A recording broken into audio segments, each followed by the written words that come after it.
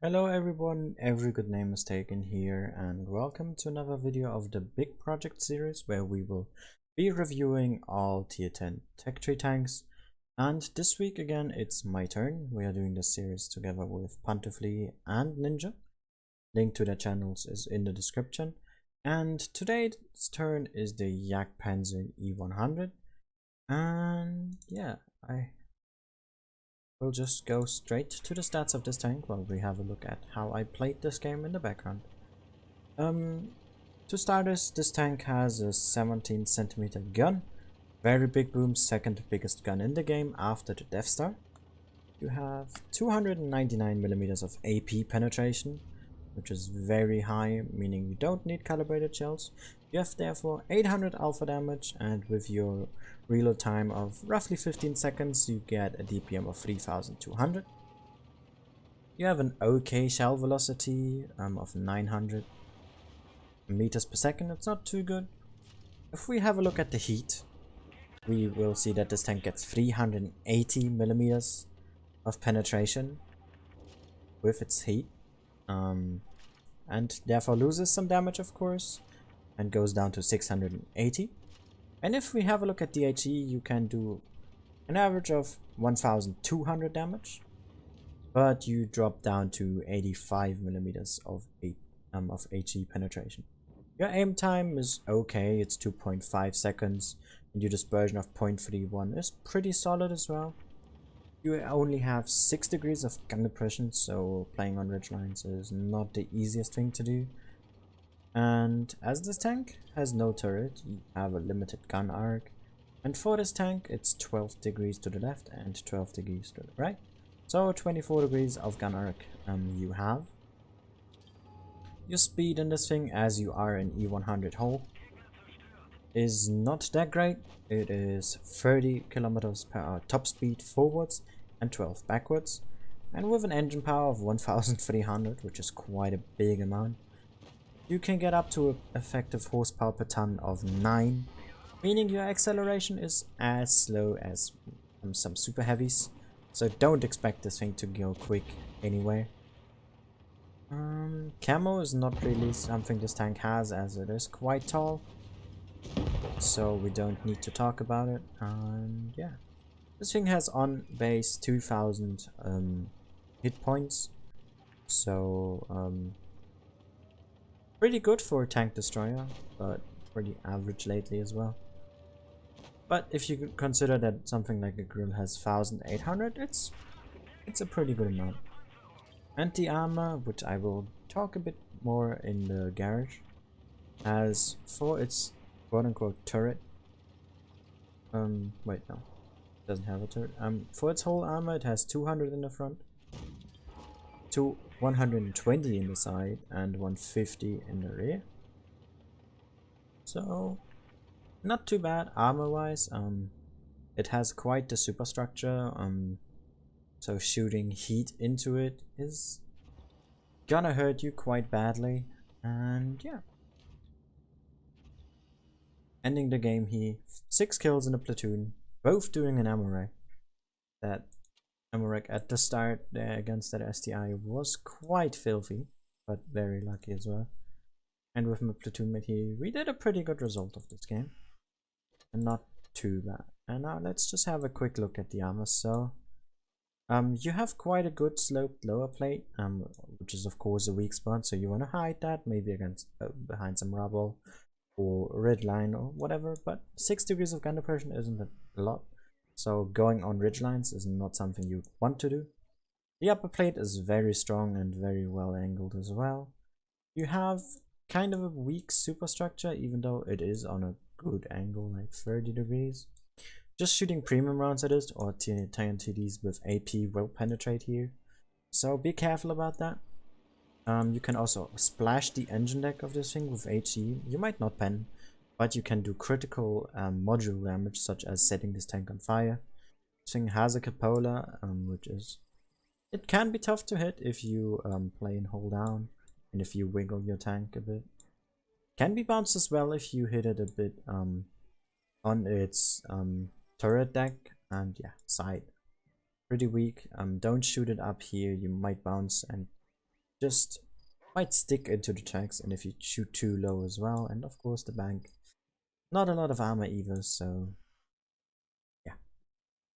This thing can bounce a lot, you can sidescrape this as well. I will try to show that in the gameplay that we will be having in a moment, but let's have a look at my lineup. I play this with an adrenaline and double repair kit because I don't want to get tracked. Play with double food and 1 fuel. I have quite a lot of AP. Heat is not something you need often. I would only use it really against something like an i7 turret or sometimes a mouse when it's side scraping. Or when you just want to make really sure that you killed your target. Also a bit of HE because you can just splash side scraping heavy tanks for quite a amount of damages. You don't need calibrated, so go for a gun rammer is what I would recommend you always in this tank.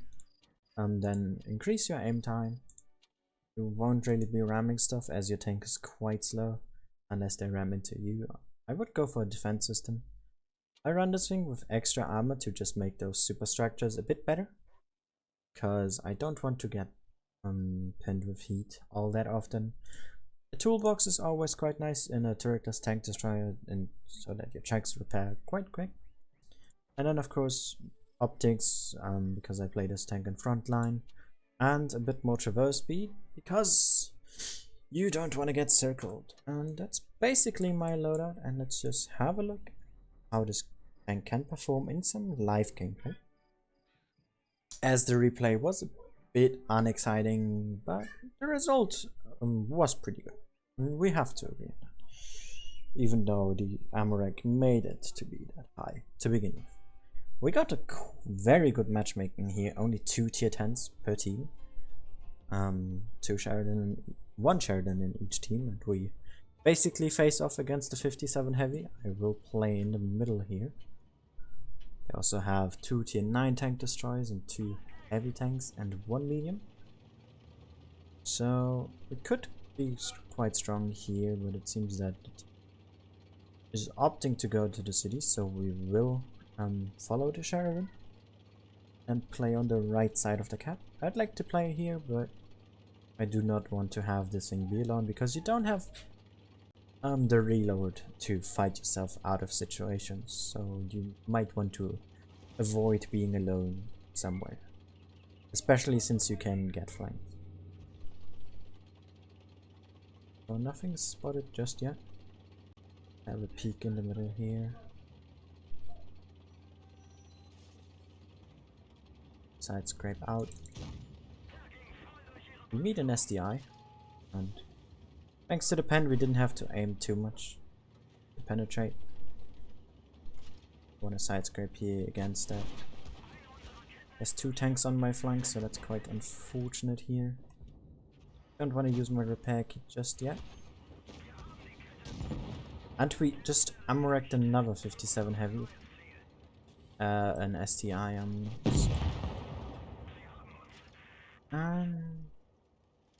no, that's quite unfortunate.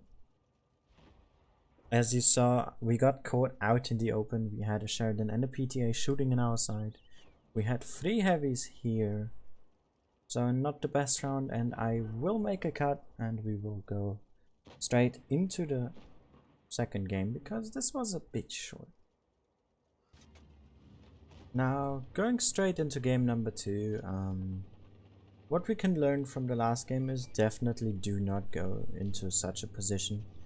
If your flank is being open, I made a misplay there, but at least it is a showcase of how not to play the tank, what you can try to avoid with it. And we also learned that American and STI seems to be not that difficult, considering I just did it again, which is quite insane. So let's play this a bit aggressively here. We have the plane as our side cover, 2 teammates on the side as well. There's an E. I'm gonna put that straight into Scapola, angle up against the Sheridan so it hit our gun.